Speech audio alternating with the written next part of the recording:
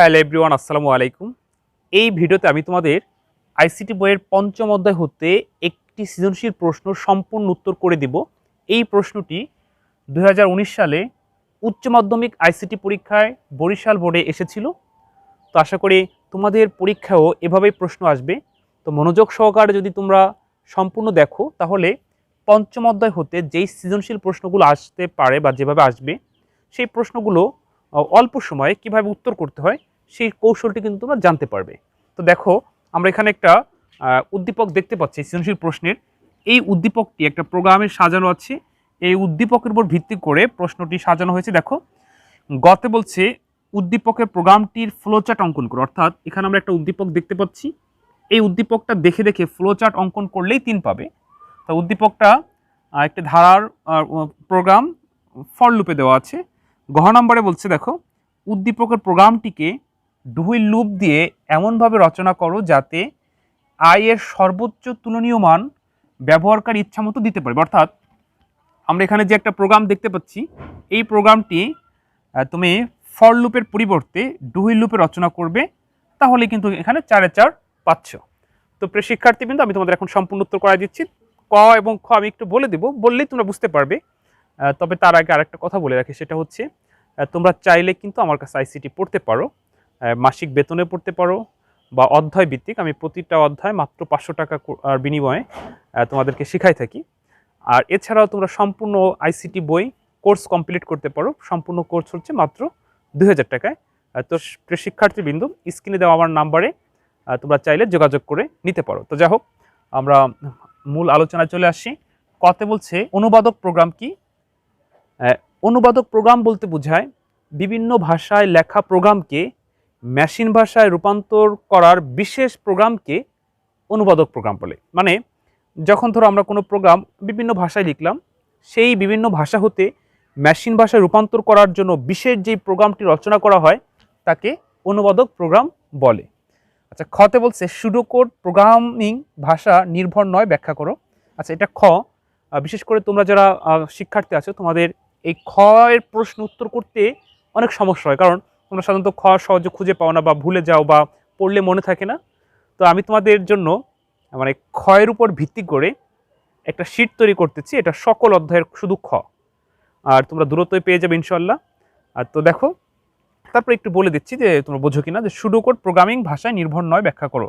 Pseudocode হচ্ছে যে code মানে মিথ্যা। সুডো শব্দের অর্থ হচ্ছে মিথ্যা, অর্থাৎ যেটা কোনো কোডই নয়। কিন্তু আমরা প্রোগ্রাম রচনা করার সময় বিভিন্ন সময় ধরো কিছু শব্দ ব্যবহার করে থাকি, যে শব্দগুলো প্রয়োজন না কিন্তু বোঝার সুবিধা ক্ষেত্রে আমরা ব্যবহার করে থাকি, সেই শব্দকেই সুডোকোড বলে। এজন্য সুডোকোড প্রোগ্রামিং ভাষা নির্ভর নয়, জাস্ট আমরা বোঝানোর ক্ষেত্রে বা বোঝার ক্ষেত্রে আমরা ব্যবহার করে থাকি। এজন্যই সেই সব শব্দকে, ভাষাকে সুডোকোড বলে। সুডো শব্দের অর্থ হচ্ছে মিথ্যা। আচ্ছা, যাই হোক, এখন দেখো গতে বলছে উদ্দীপকের প্রোগ্রামটির ফ্লোচার্ট অঙ্কন করো। এখন আমি তোমাদেরকে গ করাই দিচ্ছি, একটু লক্ষ্য করো। আমি পাশেই করাই দিচ্ছি গ, যেহেতু আমাদের এই প্রোগ্রামের উপর ভিত্তি করে প্রশ্নটি উত্তর করতে হবে। আমি এই প্রশ্নগুলো মুছে ফেলি। তো ক খ তো বুঝতে পারছো, আমি গ এখন ভোটে করাই দিচ্ছি। গতে বলছে ফ্লোচার্ট, আর গতে হলো প্রোগ্রামটি ফর লুপ হতে ডুহুইল লুপে পরিবর্তন করতে বলছি। তো প্রিয় শিক্ষার্থীবৃন্দ, তোমরা যারা আমার এই চ্যানেলটি সাবস্ক্রাইব করেছো, তোমাদের অসংখ্য ধন্যবাদ।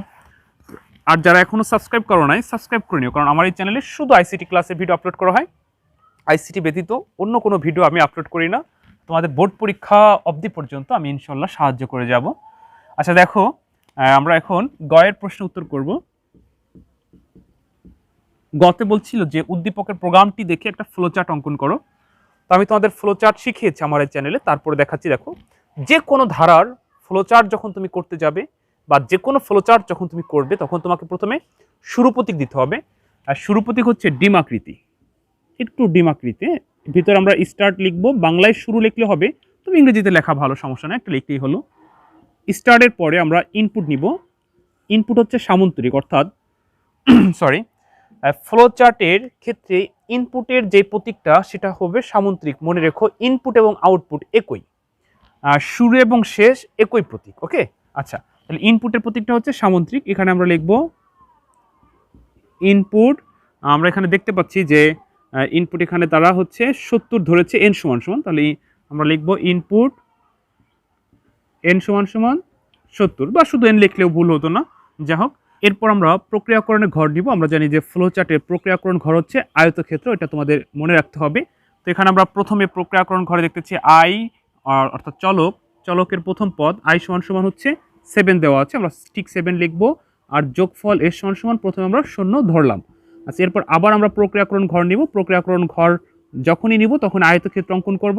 তো এর ভিতর আমরা এবার সূত্র লিখব। সূত্রটি হচ্ছে অর্থাৎ একটি পথ হতে প্রথম পথ হচ্ছে 7, পরবর্তী পথের পার্থক্য কত, ব্যবধান কত করে। তো আমরা এখানে দেখতে পাচ্ছি আই সমান সমান আই প্লাস 7, অর্থাৎ পার্থক্য হচ্ছে আই সমান সমান আই প্লাস 7। আর যোগফলের সূত্র দেওয়া আছে, আমরা দেখে দেখে করব। এস সমান সমান এস প্লাস আই, এস সমান সমান এস প্লাস আই। ওকে, আচ্ছা, এরপর আমরা সংযোগ দিব। তো আমরা জানি যে ফ্লো চার্টের সংযোগ প্রতীক হচ্ছে ডিম আকৃতি, এরপর আমরা সংযোগ প্রতীক দেব। সংযোগ প্রতীক, ফ্লোচার্টের সংযোগ প্রতীক হচ্ছে বৃত্তর মতো, অর্থাৎ বৃত্ত আকৃতি। তো এরপর আমরা সিদ্ধান্ত নিব। তো আমরা জানি যে ফ্লোচার্টের সিদ্ধান্তর প্রতীক হচ্ছে রম্বস। ওকে, আচ্ছা, এই রম্বসের ভিতরে তুমি কি লিখবে?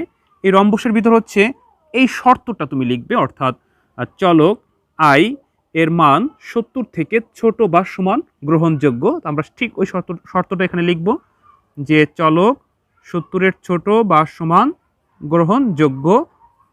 যদি না হয় তাহলে এখানে আমরা নো লিখব, আর হচ্ছে যদি হয় তাহলে আমরা ইয়েস।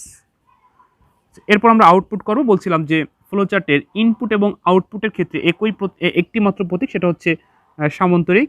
আমরা এখানে সামান্তরিক নিলাম। এখানে আমরা লিখব প্রিন্ট সাম। এরপর হচ্ছে আমরা শেষ করব। তো বলছিলাম যে ফ্লোচার্টের শুরু প্রতীক এবং শেষ প্রতীক একই, অর্থাৎ ডিম আকৃতি। আমরা এখানে শেষ করব ইন্ড। তো প্রিয় শিক্ষার্থীবৃন্দ, জাস্ট এইটুকু করলেই কিন্তু তুমি 3-এ 3 পাচ্ছ। এটা হচ্ছে এই উদ্দীপকটা দেখে আমরা ধারার একটা প্রোগ্রাম উপর ভিত্তি করে ফ্লোচার্ট অঙ্কন করলাম। তো বইতে দেখা যাচ্ছে যে একটু কঠিন আকারে দেওয়া আছে, বা বিভিন্ন বইতে বিভিন্ন ধরনের দেওয়া আছে। আমি কিন্তু তোমাদেরকে সহজে বুঝাইছি। তো তোমরা কিন্তু এই সহজ এই কৌশলটা কিন্তু অ্যাপ্লাই করতে পারো পরীক্ষার হলে, যে কিভাবে যে কোনো ধারার ফ্লোচার্ট অঙ্কন করে একটি মাত্র ছক মনে রাখবে। একটি মাত্র, তোমাকে কিন্তু আর বেশি মনে রাখতে হবে না, জাস্ট এই একটা কাঠামো মনে রাখবে।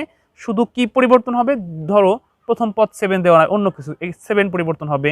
বা যদি স্কোয়ার দেওয়া থাকতো তাহলে এস সমান এস প্লাস আই হতো। আর এর যদি এখানে ইনপুট এন দেওয়া থাকতো বা এন এর অন্য কোনো মান দেওয়া থাকতো সেটা হইতো। এছাড়া কোনো কিন্তু পরিবর্তন হবে না। অর্থাৎ এই একটি ফরম্যাট যদি তোমাদের মনে থাকে তাহলে যে কোনো ধারার ফ্লোচার্ট অঙ্কন করতে পারবে। যাই হোক, এবার আমি তোমাদেরকে ঘ করাই দিচ্ছি। দেখো, ঘতে বলছিল যে উদ্দীপকের প্রোগ্রামটি ডুহুইল লুপে রচনা করো, অর্থাৎ ডুহুইল লুপে এমনভাবে রচনা করব যেন আয়ের সর্বোচ্চ মান অতুলনীয়ভাবে ইচ্ছামতো ব্যবহারকারী পরিবর্তন করতে পারে। ব্যাপারটা এরকম লেখা ছিল। যাই হোক, এবার দেখো আমি তোমাদেরকে ঘ নাম্বার করাই দিচ্ছি। আচ্ছা, মানে এই প্রোগ্রামটা ফর লুপে দেওয়া আছে, আমরা এবার ডুহুইল লুপে রচনা করব। আমি এখানে একটু দাগ দিয়ে রাখি, তোমাদের আমি সহজ করে বুঝাচ্ছি, একেবারে সহজ করে, যে যখন কোনো প্রোগ্রাম হতে একটা লুপ হতে আর একটা লুপে পরিবর্তন করতে বলবে, তখন তুমি হচ্ছে এই ইনপুট পর্যন্ত একই, কোনো পরিবর্তন করবে না। আর প্রিন্টের এখানেও কোনো পরিবর্তন করবে না, শুধু এই ফর লুপটা ভেঙে আমরা ডুহুইল লুপে রচনা করব। তাহলেই ব্যবহারকারী তার ইচ্ছা মতো আয়ের মান বাড়াতে এবং কমাতে পারবে। তো আমরা এখানে ওই প্রশ্নটার কাঠামো অনুযায়ী আমরা লিখব যে উদ্দীপকের প্রোগ্রামটি ডুহুইল লুপে রচনা করা হলো যাতে করে ব্যবহারকারী ইচ্ছা মতো আয়ের মান পরিবর্তন করতে পারবে, নিচে দেখানো হলো। তো এখন আমরা এটা দেখাবো। প্রথমে লিখবো একদম দেখে দেখে, হ্যাশ ইনক্লুড stdio.h। তোমরা একটু লক্ষ্য করো কিভাবে আমি ফর লুপ হতে কিভাবে ডুহুইল লুপ পরিবর্তন করি, একটু দেখো। তারপরে যা আছে সেটা তুমি লিখতে পারো, বা এখানে তোমার মতো করে লিখলে হবে। তবে আমরা যেটা আছে এটা লেখাটাই ভালো, যাতে করে সহজে বুঝতে পারো। ভয়েড মেইন, এরপর সেকেন্ড ব্র্যাকেট, তারপর হচ্ছে ইন্ট আই এর সমান সমান 0। এরপর ফর লুপ আছে, এবার আমরা ফর লুপ ব্যবহার করব না, আমরা হচ্ছে এবার ব্যবহার করব কোন লুপে বলো তো? ডুহুইল লুপে। তো ডুহুইল লুপের সূত্র হচ্ছে, আমরা আবার ডু লিখবো, ডু লিখে সেকেন্ড ব্র্যাকেট দিব। সেকেন্ড ব্র্যাকেটের মধ্যে ওই যে সেই প্রক্রিয়াকরণ ঘরে আমরা কি লিখেছিলাম, আমরা এই ব্যবধানটা লিখেছিলাম, আর হচ্ছে সূত্রটা লিখেছিলাম। তবে এখানে এটা ডুটা লেখার আগে আমরা যে প্রথম পদটা একটু লিখে রাখবো, আই সমান সমান 7। যাই হোক, এবার আমরা এই সূত্র দুটি তুলে দেব ডু হুইল লুপের বলার কারণে। আই সমান সমান আই প্লাস 7, এস সমান সমান এস প্লাস আই। কোনটা লিখছি বলো তো? প্রক্রিয়াকরণ একটু আগে ফ্লো চার্টে যখন করেছিলাম প্রক্রিয়াকরণের ঘরে যেইটা আমরা লিখছিলাম সেটা এখানে তুলে দিলাম, এরপর সেকেন্ড ব্র্যাকেট দিয়ে শেষ করব। তারপরে ডু হুইল লুপে বলছি, আমরা এবার হুইল লিখব। হুইল লিখে যে আমরা যে ফ্লো চার্টের যে রম্বস অর্থাৎ সিদ্ধান্তর ঘরে যা লিখেছিলাম এখানে যেটা দেওয়া আছে এটা আমরা লিখব। অর্থাৎ চলক আয়ের মান 70 থেকে ছোট বা সমান গ্রহণযোগ্য। ওকে, হয়ে গেল। জাস্ট এইটুকুই পরিবর্তন। দেখো আমরা কিন্তু এই পর্যন্ত কোনো পরিবর্তন করি নাই, শুধু ফর লুপটা ভেঙে ডু হুইল লুপে লিখলাম, আর এখানে যা আছে এইটুকু লিখে দিব। Print F double invert comma %d double invert comma S, তারপরে সেকেন্ড ব্র্যাকেট শেষ। আচ্ছা, এই যে হয়ে গেল। এই জাস্ট এটুকু করলে তুমি কিন্তু 4-এ 4 পেয়ে গেলে। তাহলে দেখো কত সহজে আমরা পঞ্চম অধ্যায় সৃজনশীল প্রশ্ন উত্তর করতে পারবো। তোমরা কিন্তু অনেকে আছে যে পঞ্চম অধ্যায় দেখলেই ভয় পায়। পঞ্চম অধ্যায় কিন্তু মানে ভয়ের কিছু নয়, একেবারেই সহজ করে তুমি করতে পারো তোমার মতো করে। তো আমার এই চ্যানেলে, ইউটিউব চ্যানেলের প্লে লিস্টে পঞ্চম অধ্যায়ের একদম বেসিক থেকে শুরু করে এই প্রোগ্রাম পর্যন্ত ক্লাস দেওয়া আছে, প্লে লিস্ট আকারে সাজানো আছে, ওইখান থেকে তোমরা একটু দেখে নিও। এছাড়া HTML যদি তোমাদের সমস্যা হয়, HTML প্লে লিস্ট দেওয়া আছে। আমার বিশ্বাস যে 1টা 2টা করে ভিডিও দেখলে মানে তোমাদের HTML বা প্রোগ্রামিং পঞ্চম অধ্যায় কোথাও কোনো সমস্যা থাকবে না। এরপরেও যদি সমস্যা থাকে তাহলে অবশ্যই কমেন্ট করে জানাবে, আমি যথাসাধ্য চেষ্টা করবো তোমাদেরকে বোঝানোর জন্য। আর শুরুতেই তো বলছি যে তোমরা চাইলে কিন্তু আমার কাছে ICT পড়তে পারো। আমি কিন্তু তোমাদের একদম অনলাইন না, মানে অফলাইন অর্থাৎ সরাসরি যেভাবে পড়ায় তার থেকেও ভালো সার্ভিস দেওয়ার চেষ্টা করি ইনশাল্লাহ। তো প্রিয় শিক্ষার্থীবৃন্দ, ভালো থেকো। অন্য কোনো দিন অন্য কোনো ভিডিওতে আবার দেখা হবে। আসসালামু আলাইকুম।